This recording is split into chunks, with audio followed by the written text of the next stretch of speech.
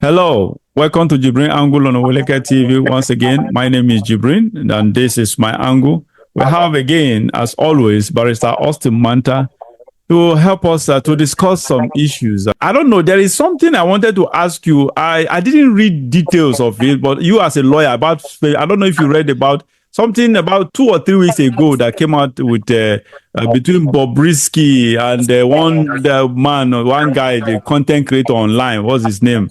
Very dark man. Very dark man. And Falana. I beg, please, can you, I don't know, I remember Falana gave each of themselves how many days as ultimatum to come clean or come apologize.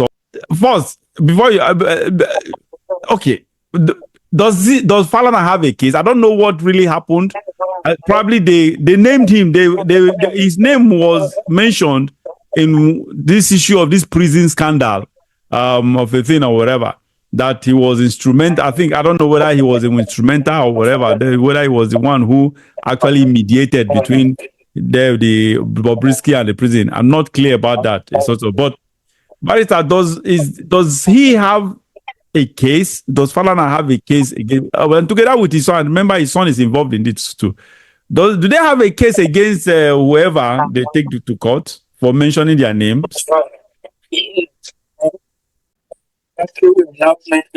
Talk about this issue very well. You know, the issue started when there was news that Bobrisky did not spend, he was sentenced to 6 months imprisonment.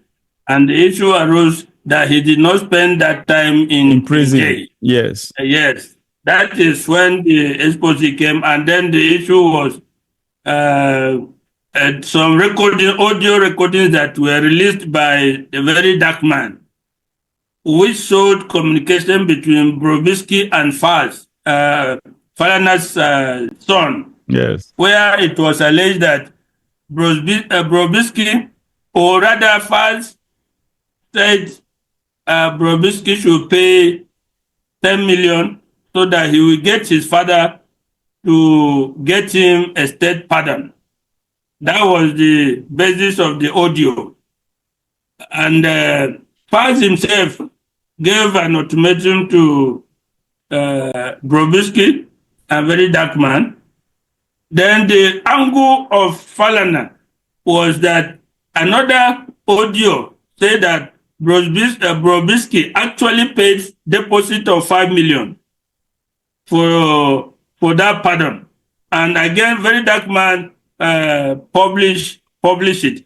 So Falana's ultimatum is to very dark man for publishing defamatory material against him, and Faz's own ultimatum is to Bobrisky.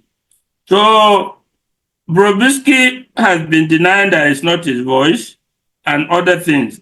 But if you publish defamatory material against me, you, the publisher, as well as the person who said if you quoted somebody, you are also guilty of defamation.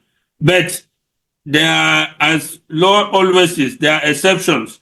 If it's fair public comment, then you are allowed to do that.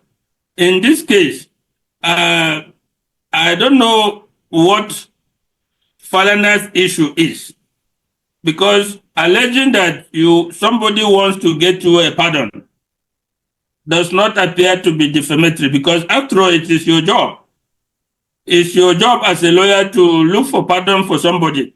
So merely saying that I negotiated with this person so that I will pay him a professional fees to do this service for me may not be defamatory in the strict sense.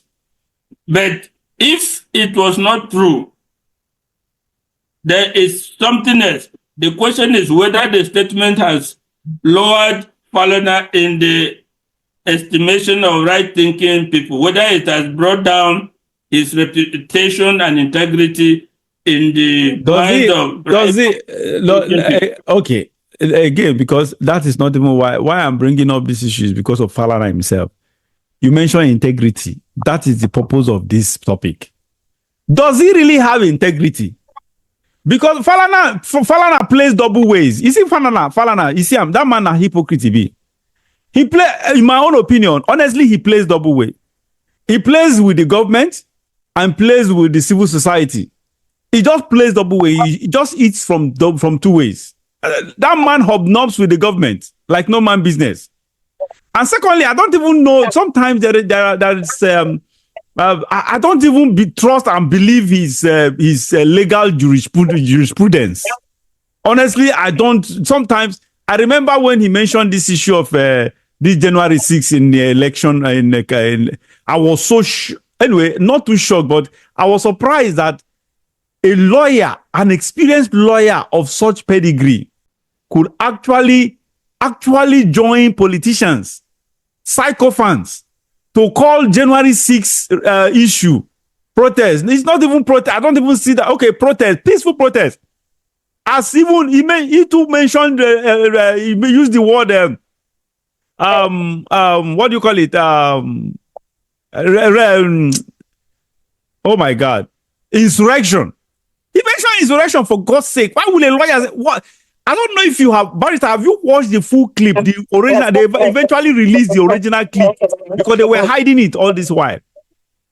I never saw it. I never agreed that it was or even approximated to anything near close. Of course, you and I talked about it. It was a term that was used during the American Civil War. Yeah, and there's no comparison. There's no basis to. These people were not violent. Listen, Barrister, these people were not violent. Police opened the door for them to the National Assembly. Police opened the door and you see them on video, directing them, giving a directive on where to even go inside the National Assembly. These people were peaceful, no arms, nothing. They didn't break anything. They didn't spoil anything. They just occupied the place, and the police gave them access to it. And this crazy lawyer Falana called that an insurrection. The problem with Falana is that whenever he's making an analysis, he will make from his personal emotional view or the person he's supporting. He will try to tailor his analysis towards his personal emotional state or the person he wants to support. He does not give an objective analysis as a commentator. Now, if I'm commenting now on this program as a lawyer, whether it's against me or against who I support, I'm supposed to give an honest and objective analysis, but he does not do that. Yeah, he gets into the fray, and in the end, his analysis is colored by his biases and by his other issues. That man is just I don't know. I lost respect for him. In fact, I have never had that much respect. But when he made that analysis, I forgot, is it on Arise or whatever? I said, what the heck is this? What did this man just say? A lawyer of such pedigree? Come on. Honestly, it's just that man is just a hypocrite. I just consider him a hypocrite. I don't know why people respect. I don't see him. I don't respect him at all. Because he has not proven worthy of he's not done anything worthy of respect, honestly. All right, Barrister, I think that brings us to the end of this show. Thank you so very much. It's been we've discussed several topics, honestly. That's interesting. Anyway, thank you, Barrister, for your time. Thank you too. Well, sorry viewers for the some technical hitches we had from the beginning. So I hope we'll take care of that such thing doesn't happen next time.